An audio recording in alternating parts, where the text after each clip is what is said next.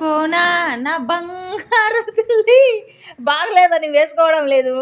మా రూపక్క కాదు వీణక్క, ఈ డ్రెస్కి ఏమైంది? ఈ డ్రెస్కి ఏమైంది చెప్పండి? జ్వరం వచ్చిందా? ఎక్కడా రాలేదు జ్వరం. ఇప్పుడు తిరుగు పాప, గోల్ గోల్ గోల్ గప్పని తిరుగునా. పిల్లప్పుడు వద్దని పని చేస్తా నువ్వు. ఇప్పుడు చెప్పిన మాట ఇన్ని సావకుండా చెప్తా నువ్వు. ఎనికి మళ్ళీ అది నెక్ కొంచెం ఇరుగ్గా పెట్టినారు. అది ఆ టాప్ బాగా కుట్టినారు, ఈ టాప్ చెడగొట్టేసినారు. కానీ క్లాత్ దీంట్లోనే చాలా ఉన్నింది తెలుసా. ఇప్పు సుందరక్క ఊగని బాగాలేదంటే. ఇదైతే సాయంత్రం. ఎప్పుడు సాయంత్రం అంటే శనివారం సాయంత్రం పిల్లకాయలు ఇంటికి వచ్చారు. దోశే పోయి మమ్మీ అంటుండ్రు. అన్నం చేసి నేను కాకరకాయ తాలింపు చేద్దాం అనుకున్నా. మా తోడుకోళ్ళు నిన్న పెంచలుకోను వినర్లేండి. ఈరోజు కాకరకాయలు ఉన్నాయి. ఇక మేము వచ్చేసరికి మాగిపోతాయి, ఎందుకు ఆగడం కావాలా, తీసుకో అని చెప్పింది. సర్లే నేను పొద్దున్న అయితే కొబ్బరి చట్నీ చేసి దోశ పోసా. నిన్న రసం కూడా కొంచెం ఉంది. పొద్దున్నే పూరీలు, రసము, కొబ్బరి చట్నీ తిన్నారు. ఇంకా మధ్యాహ్నం మా వీణక్క కూడా దోశ పోసుకొని కొబ్బరి చట్నీ వేసుకొని తింది. నేనైతే యూనిఫామ్స్ ఒక 2 జతలు ఉంటే, 2 జతలు కాదండి 4 జతలు కుట్టేసా. వాటి పని పక్కన పెట్టేసి బ్యాగ్లో పెట్టేసా. కొద్దిసేపు పడుకొని నిద్రపోయా కూడా ఈరోజు అయితే. ఇంకా పిల్లకాయలు వచ్చాక దోశ కావాలన్నారు. ఇంక అందుకోసం అని చెప్పి మళ్ళీ దోశ పోస్తున్నాం. మొత్తానికైతే ఈరోజు దోశ పిండి అయిపోయింది. రేపు పొద్దున్నే కూడా దోశ తిన్నాములే అనుకున్నాము. దోశ తినేసి వినక్కని తొడుకొని అనుకున్నా. కానీ దోశ పిండి ఈరోజు ఏపీ చేసేసారు. ఇంక పొద్దున్నే లేచి ఏం చేయాలనో మరి. కాకరకాయ తాలింపు చేసి అన్నం చేసుకొని తినేసి వెళ్ళిపోవాలనో ఏమో మరి. ఎప్పుడు బుద్ధి పెడితే అప్పుడు. మా వీణక్క ఏమో చెప్తుంది, నాకైతే వినరాలే. పెరగనమా, పప్పన్నమా, ఏందో మటకు చెప్పు వీణా, వినరాలా నాకు. పప్పులన్నమా, పచ్చడన్నమా, పప్పు అన్నమా. పప్పు అన్నం చేయాలంట. ఇంకా పొద్దున్నే అయితే ఉపాధి పనికి అయితే పోతున్నాము. మా తోడి కోడలు ముందు పోతుంది, నేనైతే వెనకాల పోతున్నాను. ఈరోజైతే పొద్దున్నే క్లారిటీ వచ్చినంతగా మళ్ళీ రాదు క్లారిటీ. కొంచెం మోడంగా చల్లగా ఉంది వాతావరణం అయితే, కూల్గా. నేనైతే పోయేటప్పుడు యాపాకు తింటా, వచ్చేటప్పుడు పుల్లతో తోముతా వస్తా. టైం చూపించడానికి 12 దగ్గరే ఆగిపోయింది. అదైతే బ్యాటరీ మార్చినా కానీ పని చేయలేదన్నమాట. ఇంకా అందుకే టైం అయితే చెప్పలేను. టైం 8:30 అవుతుంటుంది.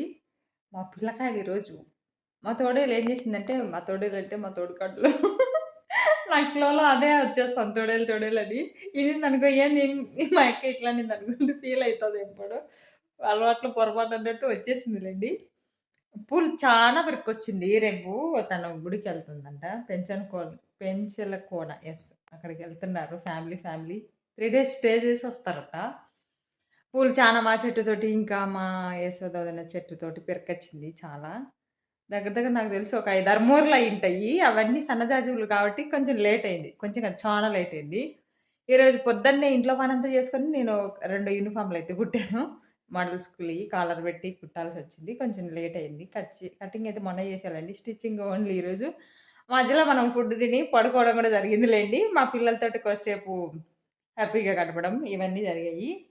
అయితే ఇంకా ఈ కుట్టి అవి అల్లేసరికి కొంచెం మనకి ఇంకేం పని చేయలేము. కొంచెంసేపు ఆడుకోవాలి కదా, కొంచెం రెస్ట్ తీసుకోవాలనిపించింది. అట్లా బయటికెళ్ళి కొంచెంసేపు ఫోన్ మాట్లాడి వచ్చేసరికి మా పిల్లకాయలు అయితే పూరి చేసిండ్రు. రసంలోకి పూరి. రసం అంటే అన్నం, దోశ, పప్పు కాదు. ఆ రసంలో ఏమైనా తింటారు, ఉట్టి రసమైనా తాగుతారనమాట. నేను ఎందుకంటే టమాటాలు ఎక్కువ వేసి చేసాను, అందుకే చాలా బాగుంది. రసం అయిపోయింది. పూరీలు ఇంకా పొద్దున కూడా ములుగుతాయి పోయి. చూడండి ఎన్ని చేసిండ్రు. నేను 2 తిన్నా చాలా అనిపించింది. ఈ మధ్య ఫుడ్ ఎక్కువ తింటే ముఖం ఉప్పు అని వచ్చింది నాకు. ముఖమే కాదు, బాడీ మొత్తం ఉప్పు ఉబ్బుతుంది. మనకు కష్టమవుతుంది ఏ పని చేయాలన్నా, దావ నడచాలన్నా కానీ కష్టమవుతుంది. మోకాళ్ళ నొప్పులు వచ్చాయి, మెడలు నచ్చాయి ఆల్రెడీ. ఇప్పుడు ఇంకా మోకాళ్ళ నొప్పులు వచ్చి గోవిందనే. కాబట్టి ఫుడ్ కంట్రోల్లో పెట్టుకుంటే బాడీ కంట్రోల్లో ఉంటుంది. బాడీ కంట్రోల్ అంటే ఎముకలు బాగా ఉంటాయి. కాబట్టి అన్నీ ఒకదానికి ఒకటి లింకులు అనమాట. దోశకు కూడా నానబోసా.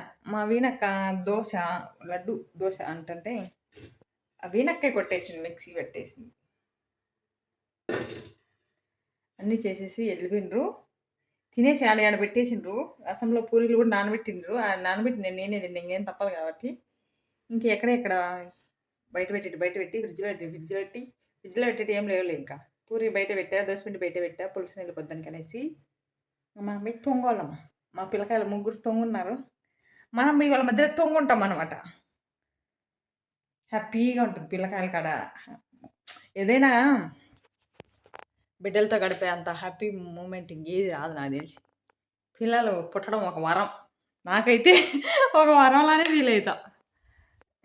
మబ్బొచ్చేసిందబ్బా! ఉన్నప్పుడు చాలా హ్యాపీగా గడపాలి కాబట్టి, మా వీణక్క మళ్ళా రేపొక రోజే ఉంటుంది. ఇంక తనైతే చదువుకుంటానే ఉంటుంది ఫోన్‌లో. మా వీణకి ఒక ఆశ ఉండేది. ఏంటంటే 10థ్ క్లాస్‌లో గూడా వేదాంత యూనివర్సిటీలో వాళ్ళు వేదాంత్ ఛానెల్ ఉంది. క్లాసెస్ ఎక్కువ వేదాంత్ సంబంధించిన క్లాసెసే వినేది. మమ్మీ నన్ను ఈ కాలేజీలో చేర్పిస్తావా? ఈ యూనివర్సిటీలో చేర్పిస్తావా? అని అడిగింది పాపం బిడ్డ. కానీ అక్కడ ఎక్కువ అమౌంట్ అడుగుతారు. వాళ్ళు కాల్ గూడా చేసిండ్రు మా పాప. ఎందుకంటే ఫాలో అయితా ఉంది గదా! ఛానెల్. దాని మీద కామెంట్స్ అందుకు పెడతా ఉన్నిందంట. దాన్ని బట్టి వాళ్ళు కాల్ గూడా చేసిండ్రు మా పాపకి.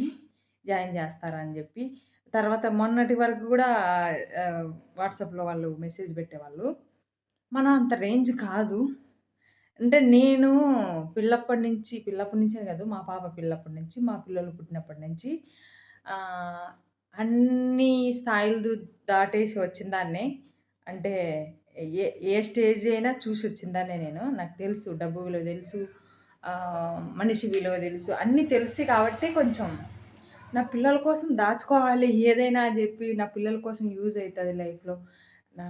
మనం పడిన ఇబ్బందులు ఓకే. మన పిల్లలు పడకూడదంటే, మనం ఏదో ఒకటి చూసి పెట్టుకోవాలనే ఉద్దేశంతోటి నేను చానా ప్రయత్నాలు జేసి, నాకంటూ ఒక ప్లానింగ్ అయితే ఉండిందబ్బా! నేను ఒకదాన్నే చేసుకోలేకపోయినా మా నాన్న నాకు సపోర్ట్ ఉండేవాడు. ఇట్లా జేసుకో, ఇట్లా జేసుకో అని మా అమ్మ, మా నాన్న అయితే మా భవిష్యత్తు గురించి ప్లానింగ్ అయితే మంచిగానే జెప్పిండ్రు. మా ప్లాన్‌లన్నీ అంటే మందే ఇటుకలైనా గానీ పేర్చే విధానం ఇట్లా అని చెప్పిండ్రనమాట మా నాన్నోళ్ళు. కానీ మా ఆయననమాట, "మీ నాయన జెప్తే నువ్వు ఉట్టి బేరొస్తావా? నా ఏటి పడింది గోడ పగిలిపోవాలన్నట్టు మొత్తం కొలాప్స్ చేసేసిండు." ఇప్పుడు ఆయన సఫర్ అయితుండు, నేను సఫర్ అయితుండా, పిల్లలు సఫర్ అయితుండ్రు. ఇయన్నీ ఎవరి వల్ల అయితాయి? ఆ! ఇదుండేవాడు ఎవడైనా సరే ఆలోచన జేయాల. ఆలోచన చేయకుంటే ఎప్పటికి రాదు. భవిష్యత్తు మనది పోయింది ఓకే. పిల్లోల భవిష్యత్తు ఇప్పుడు యాడికి దిగజారిపోయింది చూడండి. నేనిప్పుడు ఎంత సఫర్ అయితానంటే అంత సఫర్ అయ్యి, ఇట్లనే ఉండిపోయాననుకో ఏమైపోతానో తెలీదు నేనని జెప్పి, దానింటి తేరుకోవడానికి చానా ప్రయత్నాలు జేస్తున్నా. పిల్లలతో ఎక్కువ గడపాలి. పిల్లలతో హ్యాపీగా ఉండాలి. మనం అప్పుడే చేంజ్ అయితాం. ఇవన్నీ మనం ఏడ్చడం వల్ల, అలగడం వల్ల, మూలగడం వల్ల, పస్తు ఉండడం వల్ల ఈ సమస్యలైతే ఏయి క్లియర్ గావు. నాకు తెలుసు ఆ విషయం. కాబట్టి మనము కనీసం మన బ్రెయిన్ కూల్‌గా ఉంచడానికి బీపీలు, షుగర్‌లు రాకుండా ఉండడానికన్నా మనం ఉన్నదాంట్లో సంతృప్తిగా ఉన్నాం. తర్వాత ఎన్నెన్ని జరిగేది జరుగుతా ఉంటది. మన వరకు మనం జేసుకుంటున్నాము. పిల్లల్ని మనం చూసుకుంటాం. ఇంట్లో ఇయన్నీ చేస్తానే ఉండము. ఇంకా అంతకు మించి ఇంకేం చేయలేం గదా! అది మనకు తెలుసు కాబట్టి ఇంక ఏడవడం ఎందుకు? ఏడ్చడం వల్ల ఏమన్నా బాకీలు తీరుతాయా? ఏడ్చడం వల్ల ఏమన్నా పిల్లల భవిష్యత్తు బాగయితుందా? కాదు. ఇది కరెక్ట్ కాదని పిల్లలు ముగ్గురు బడికి వెళ్తే నా మైండ్ నాకు ఎన్నెన్నో చెప్తా ఉంటుందనమాట. అట్లనే ఇప్పుడన్నీ వదిలేసి పిల్లలతో హ్యాపీగా ఉండడానికి ట్రై చేస్తన్నా. ఇట్లనే ఉండడం వల్ల నాకు చానా ఫ్రీగా అనిపిస్తుంది మైండ్ ఇప్పుడైతే. ఏమో మా వోళ్ళందరూ మొఖం ఎలిగిపోతుంది. కళకళలాడిపోతుంది వేణు పోయినాక అంటాండ్రు. వేణు పోయినాడా, ఉండాడని కాదు గానీ, అంతే. మనుషులు ఎంత నరకం అనుభవిస్తారో, ఆ నరకం నుంచి దూరం అయ్యేటప్పుడు ఆహ్, తెలుస్తది. ఎవరి వల్ల ఎంత సఫర్ అయ్యుండేది. చేసిన వాళ్ళకి తెలుసు. పడిన వాళ్ళకి తెలుసు. మధ్యలో చూసిన వాళ్ళకి గూడా తెలుసు కొన్ని. కాకపోతే కొందరు అర్థం చేసుకుంటారు. కొందరు అర్థం చేసుకోరు. అంతే. అంతకు మించి ఇంకెక్కువ ఎక్స్‌ప్రెస్ చేయలేను నేను. వినక్కయితే ఏమన్నా చేయాలా అని అడిగితే, "ఏం చేస్తావు మమ్మీ" అని అడుగుతాంది పాపం. తనకు తెలుసు. నేనన్నీ తనకు చెప్పుకుంటాను. నేను ఎవరికి చెప్పుకోవాలి ఇంక చెప్పండి?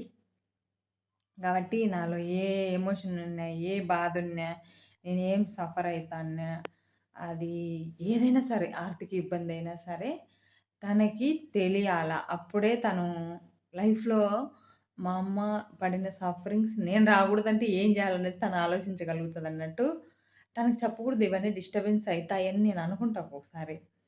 బట్ మనం చెప్పడం వల్ల తను ఇంకా కొంచెం మెలకువగా ఉంటుందేమో భవిష్యత్తులో అని ఈ వేలో గూడా ఆలోచన జేసి ఒక్కోసారి నాకు చెప్పుకోవడానికి మా వీణ అనేది నాకు ఫ్రెండ్ అనిపిస్తది. అందుకే నాకు ఏ బాధొచ్చినా తనతో చెప్పేస్తా. తర్వాత ఏమన్నా అనుకోని ఆ పిల్ల మళ్ళీ ధైర్యం జెప్తా. "నువ్వేం బాధపడకు. ఇయన్నీ మామూలే. మనం నిలదొక్కున్నాం. టైం అంటూ వస్తదిలే. ఇట్లే ఉండిపోంలే." ఇదే వేలో చెప్తుంటా. ఆయమ్మి నాకు చెప్తది మళ్ళీ. "అట్లా నువ్వే చెప్తావు, ఇట్లా నువ్వే చెప్తావు ఏంది మమ్మీ" అని. ఏం చేద్దాం మనకి చెప్పుకోమంటే ఎవరికి చెప్పుకోవాలి నేను చెప్పు అని చెప్తా. ఇలా అయితే అయిపోతుంది. ఈ 2 కుండలున్నాయి గదా! దీంట్లోకేం చెప్పలేను నేను. ఏం చెప్పినా ఇయి అర్థం చేసుకో. ఇది కోతి, అది ఎలక అన్నట్టు దాంట్లోకేం చెప్పను. అయ్యంత చిన్న పిల్లలు గదా! దాంట్లో చెప్పినా అర్థం కాదు పాపం. కాబట్టి ఏం చెప్పను. కానీ మా రూప్ బాగా అర్థం చేసుకుంటది. ఇంట్లో వర్క్ అంతా చేస్తదిప్పుడు. పెద్ద బిడ్డ అయిపోయింది ఆమె గూడా. నీట్‌గా చేస్తది చేసినా గాని. అన్నం, కూర మా వీణా కంటే నాకంటే కూడా బాగా నీట్‌గా చేస్తది. కాకపోతే కొంచెం టైం పడతది. బట్ బా నీట్‌గా చేస్తది. అద్దాలు పెట్టుకొని వంట చేసేది చూపిస్తే పిచ్చ కామెడీగుంటది. కానీ నేనప్పుడు చేయలేదనమాట. మీకు కెమెరా ముందు ఓన్లీ ఇట్లా ముగ్గురం కూర్చొని నవ్వుకొని ఊరక నటిస్తాను వీడియోకి కోసం అని చెప్పి అనుకోకండి. ఆన్ ఆన్ కెమెరా ఎట్లుంటుందో ఆఫ్ కెమెరా ఇంగా పిచ్చ కామెడీగుంటది మా ఇంట్లో. ఆ! అది విషయం. ఓకే. బాయ్. Good night. నా పిల్లకాయలు పైనున్నరు. ఎళ్ళిపోయి పడుకోవాలి నేను. నా బిడ్డల కాడ.